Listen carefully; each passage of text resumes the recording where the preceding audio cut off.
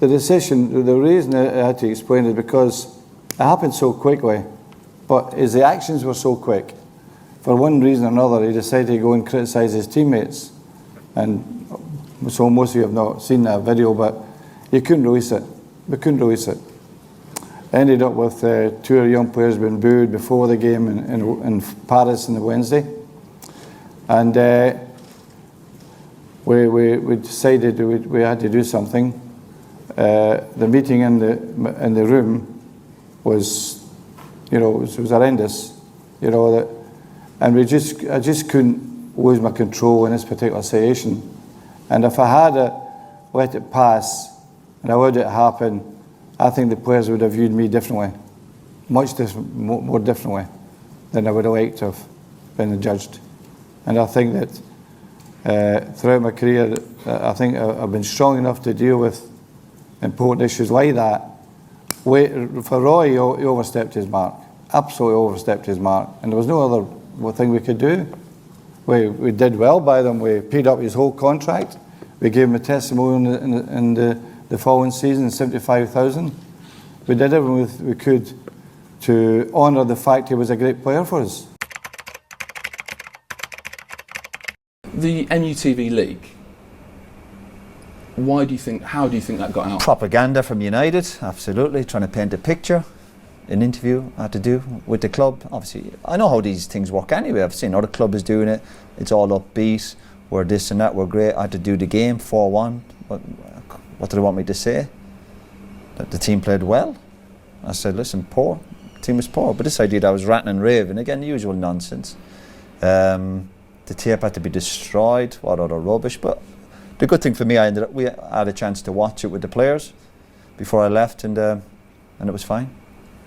Players, ask any of the players who watched it, but it was just a bit of propaganda, Do you feel like there was some sort of conspiracy? You say in the book that the club that might be strong. No, that's a strong word, but they certainly were happy to paint a picture that I was some loose cannon slagging everybody off in videos and criticising the staff and the players. Absolute nonsense. We play a game on a Saturday. A player gets nominated on MUTV to do analysis of that game. We get beat 3-1 by Middlesbrough. Everyone plays rubbish. Roy Keane does the video analysis and destroys the whole team, including me. Goes through people individually, hammers them. Manager, before it goes out, gets wind of it, cancels it going out, says it ain't going out anywhere. That is a disgrace. That can't happen. Calls a meeting at the training ground. We all go into the manager's office, watch it, and the manager said, what the hell? Screaming, it goes off. It's a movie in itself. Everyone's cringing. The manager's going, how dare you? I'm the only one who should speak about our players publicly, blah, blah, blah. Roy has to go back. It kicks off between the coach and Roy again, etc. Some mad stuff said. The next day we go into training. The manager calls a meeting as we're on a training pitch and says, just so you know, Roy Keane will never play for this football club again. Shiver me timbers. Yeah. Bruv. Man was like, do not fuck with this guy. Do not mess with Sir Alex. This guy is the truth. This guy is the coldest dude about. This is our captain. This is a legend of the football club. A phenomenal player. A great guy to have around the place. When the chips are down, you know you can look to your right and go, Roy, where do we go now? The manager says, not on my watch. This ain't happening. My man is done. He's done. Nah. Yeah? And he's doing that. He's finished at this club. Wow. He will never wear the kit again, looking around. Seriously. And then all of a sudden, and then we're standing there and go, right, now go and train. He was there. Roy, it was a difficult situation. Rio was around the MUTV interview, and I think the decision was made for him to go, there and then, which to me, probably was the right one at the time. It was a quick one, wasn't it? A quick decision. One, very quick. But he had to move on. The team was, struggling a bit at the time, so he wanted to make that decision. Hindsight's very. I could do, being sort of a bit more in the middle. I could probably go pros and cons of both, to be honest. But I think, and I've said this to Alex, my only, one of my regrets is that they were both so great for each other, and to see them falling out, I think it's a pity. I mean, I honestly feel that he was a fantastic captain, and they meant a lot to each other, and for that to break down, I think it's very difficult. But I think you've got two highly motivated individuals of their own mind, and it's come to that. But I think we should celebrate what Roy did for the team, which he was fantastic for many, many years. Do you reckon he'll ever get back reconcile? I can't speak for them. You know them as well as I do, Roy. Rio. I like to think so, but you wouldn't say so at the moment. But you know, I think let's see. You said it was a quick one. How can something like that be made? Well, there've been issues in the summer and things like that. So yeah, I think we went on I think tour, you can. That's the point about football. You've got to make a quick decision and think, move on. We were on tour and there were issues there. There was issues with like accommodation and with the management and the staff. The manager, the assistant manager, Carlos Queiroz at the time. Flare-up happened when we were there, and then obviously Mr. Gill gets involved in that. But then this situation happened during the season, and it was like a big thing. It's like it's like a pantomime almost. And then the next day you come in and it was done. And I think if you let things, I read Sir Alex's book and he talked about if you let things linger, they become a big problem for the squad. And the United game against Middlesbrough was on the television in the hotel. I am watching it, and I swapped. Gary was doing a game, and I definitely, do you remember? I swapped with Gary. I said, well, I do that game because I'm not here. Each player took a turn every week of analysing the game you just played in MUTV under the United umbrella. So I came back, and I had to do the Middlesbrough game, where I think it was 4-1 or 4-2. I think Middlesbrough won 4-1 or 4-2 or something. So I'm watching the game, as you do for MUTV. It's half an hour. You analyse, you go, you could have done better. No. I didn't think it was anything too dramatic. What's genuinely, what would you feel might have been the worst thing you said or the thing that would have crossed the line publicly? I can tell I'd get rid of all of them. No, honestly, I'm the first to be critical of myself, but afterwards when the next few days where it really took off, whereas the video has been destroyed, I'm going, destroyed? It's a bit strong. Because I remember thinking that going, and then I started to doubt myself, what did I say on the video? And then the United spin, and I think because I was into the man last year, Carlos definitely had issues with me. Whether he thought I was too strong in the dressing room, I don't know. And there was definitely a bit of tension there. There's no getting away from it. In all my time at United, sometimes there was tension early in my career. I remember I fell out with Alex Ferguson about, and I think he was going to say, Leeds were in for me or something at the time, and Robbo was at Middlesbrough, and in his office, and it was proper heated, you know. But I was a kind of really important asset to Man United then. I was now 34. I was trying to see it from their point of view. He's 34. He's the captain.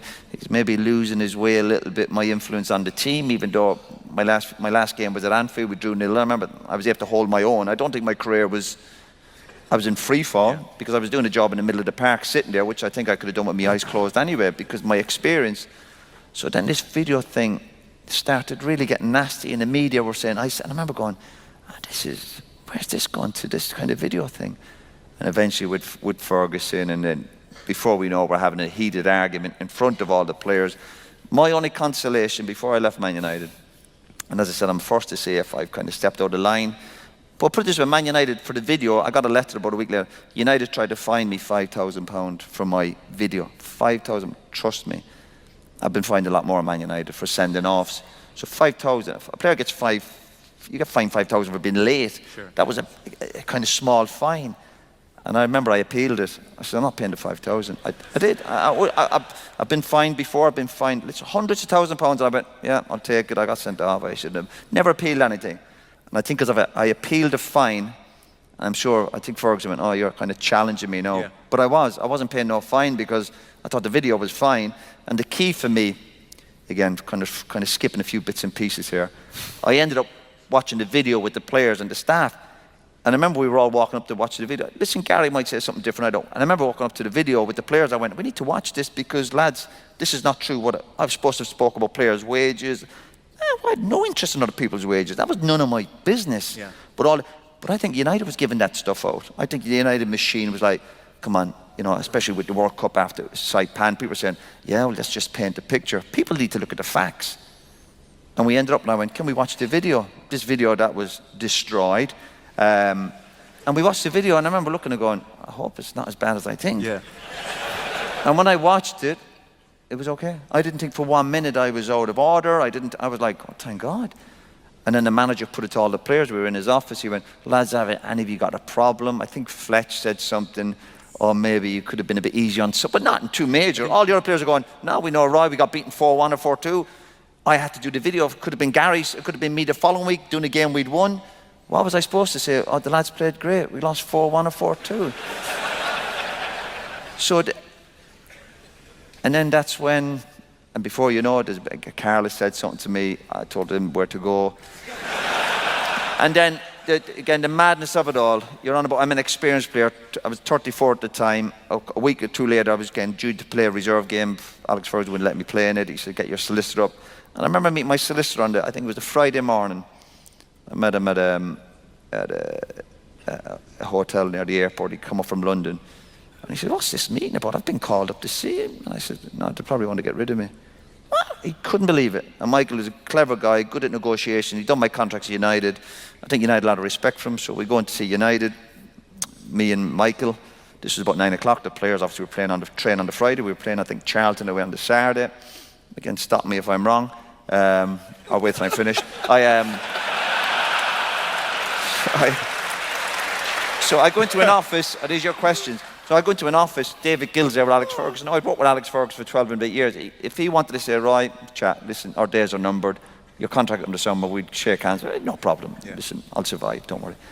And he said, look, right, I think we've come to the end of it. And I remember looking at him going, right, yeah. And my solicitor's he's gone white, Michael. And he says, yeah, we've done a statement, passed across the statement. We'd like to thank you for 11 and a half years of service. And I went, all right. I said, just to let you know, I've been here 12 and a half, you know. This is true, but this is all part of the game, you know, to kind of, and the two of them looked at each other, David Gill and Ferguson, going, oh, is it 12 and a half? Oh, is it 12? I said, yeah, I came the first year we won the double, you know. All right. And they said, you and Michael, we give you and Michael 5 minutes to yourselves or whatever. And I said, well, if I leave, can I sign for somebody? And Ferguson went, yeah, because your contract would be terminated. And this was a Friday. I remember going, right, forget about payoffs and all that carry on. And he left, and my solicitor was with Michael, and Michael went, what do you reckon to this? I went, yeah, let's get out of here. Yeah, right, no. I said, no. And what I should have done, obviously, listen, I should have done my homework. I should have found out if I could sign for a team, because ultimately, this was what I think, and I remember I was still coming back from my broken foot. Yeah. I wasn't up to speed. I obviously later found out that weekend I couldn't go to a club until January, which caused problems because of my fitness levels. And that was the end of it. And I remember going home, and I was home at all 9:30. It's not as if I dragged out for the day, negotiate. Yeah. And Michael stayed there. He was doing the contract. And I remember Michael ringing me home going, United apparently, they've got cash flow problems in terms of any money. And I went, sure, they can stick it, you know. Listen, you know, Man United cash flow problems, do me a favour. And that was it. But then all the other stuff that came out afterwards, as if I'd done something really bad. But as much as I'm not one for carrying grudges, I wouldn't forgive Ferguson for that. No, and again, I'm the first to say, if he shut me and go, listen, right, go on January, no problem. And then obviously you leave then the kind of media spin-off. I was ranting and raving, I'd upset everybody, all nonsense. But listen, I've been on that road before.